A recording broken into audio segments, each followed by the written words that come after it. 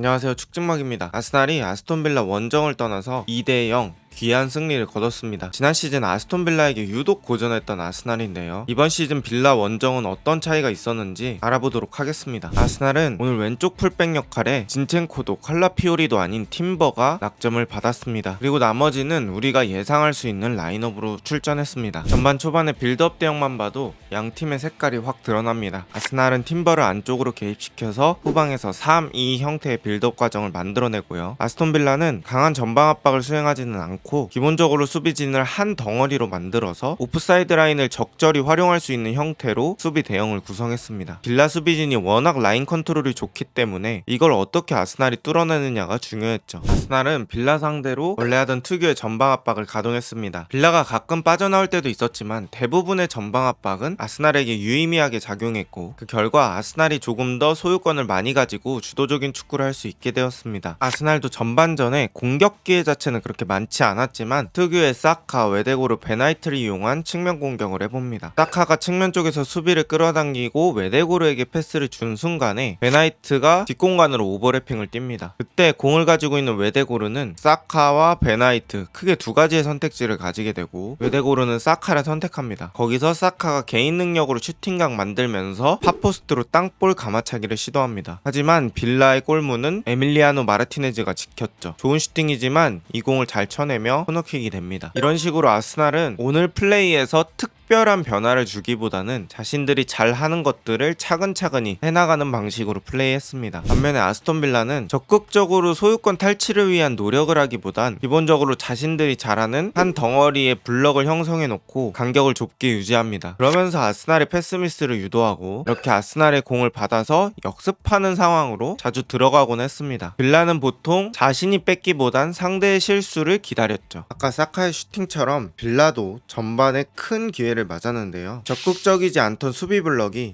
조금씩 올라오다가 아스날 후방 수비수들끼리 돌리는 패스의 속도가 늦춰지자마자 앞쪽의 공격수들이 한 번에 튀어나갑니다. 그리고 베일리가 수비수와 직접 경합을 해서 공을 뺏어내고요. 이 공을 로저스가 옆쪽에 있는 와킨스에게, 하지만 와킨스는 이렇게 오픈된 찬스에서 유효 슈팅을 하지 못하고 골대 옆으로 슈팅을 해버립니다. 지금 장면 골이 안 들어간 건 아쉽지만 에메리가 지난 시즌 맨시티를 잡을 때도 아스날을 잡을 때도 이런 유연한 라인 컨트롤 내지는 압박 형태의 변화를 통해서 이득을 보는 장면이 많았습니다. 그런 것들이 이번 경기에서도 고스란히 드러나는 장면이었죠. 오늘 아스날은 웨데고르뿐만 아니라 토마스 파티도 볼백업을 담당했습니다. 하지만 아스톤빌라의 수비진도 만만치는 않았습니다. 지금 장면처럼 충분히 아스날이 밀고 올라왔는데도 불구하고 저 좁은 공간에서 오프사이드 트랩을 만들고 있습니다. 그래서 아스날이 박스 안의 공간을 편히 활용할 수는 없었죠. 그래서 파티는 오프사이드 라인 뒤쪽 공간이 아닌 그냥 데클란 라이스를 보고 패스를 넣어주고요. 라이스가 빠르게 돌아서면서 그때 뒷공간을 판 마르티넬리에게 절묘한 스루 패스. 하지만 마르티넬리의 크로스가 하베르츠의 몸 쪽으로 향하면서 하베르츠가 좋은 슈팅을 하지는 못했습니다. 아스톤빌라의 수비 블럭이 높을 때도 낮을 때도 상관없이 절묘한 오프사이드 트랩을 활용해서 아스날 특유의 지공이 잘 이루어지지 않게끔 좋은 대응 전술을 가져왔던 아스톤빌라입니다. 이렇게 전반은 0대0으로 종료됩니다. 양 팀 다 큼지막한 찬스를 한 번 정도는 맞았지만 그게 결국 득점으로 이어지진 않았고요. 엄청난 변형 전술을 가져왔다기보다는 기본적으로 자신이 잘하는 것들을 하나씩 해나가려는 느낌이 강했던 전반전이었습니다. 후반전에도 아스날이 전방 압박을 강하게 하니까 빌라는 롱킥을 나갈 수밖에 없었는데요. 하지만 이 롱킥에서의 세컨볼 싸움도 중요하죠. 이 떨어진 세컨볼을 존 맥긴이 차지합니다. 맥긴이 공을 가지고 올라갈 때 빌라 선수들은 성실하게 움직였는데요. 특히 왼쪽 풀백 리카디뉴가 왼쪽으로 크게 오버래핑 해줍니다. 그리고 토마스 파티가 그걸 대비하기 위해서 미리 그 자리에 가 있으려고 하는데요. 그러면서 이 포백앞 공간에 있는 로저스와 와킨스가 프리한 찬스를 맞게 됩니다. 맥기는 로저스에게 공을 주고 로저스는 오나나에게, 오나나가 이 공을 슈팅하는데 굴절하고 골대 맞고 떨어지는데 이 세컨볼을 와킨스가 달려가서 다이빙 헤더하는데 이걸 라야가 막아냅니다. 골대 맞고 자세가 무너진 상황이었음에도 불구하고 빠르게 다시 일어나서 미친 세이브를 해냅니다. 거의 한 골 넣은 거나 다름없죠. 아스톤빌라는 후반전에도 전방 압박을 그렇게 적극적으로 하진 않았습니다. 그 대신 일정한 블럭을 형성해 놓으면서 아스날의 공이 원활하게 앞쪽으로 도착하지 못하게 만들었죠. 지금도 앞쪽에 4명의 공격수를 배치해놨는데요. 이때 아스날은 약간의 변화를 줍니다. 파티가 조금 아래쪽으로 내려오면서 후방에서 3,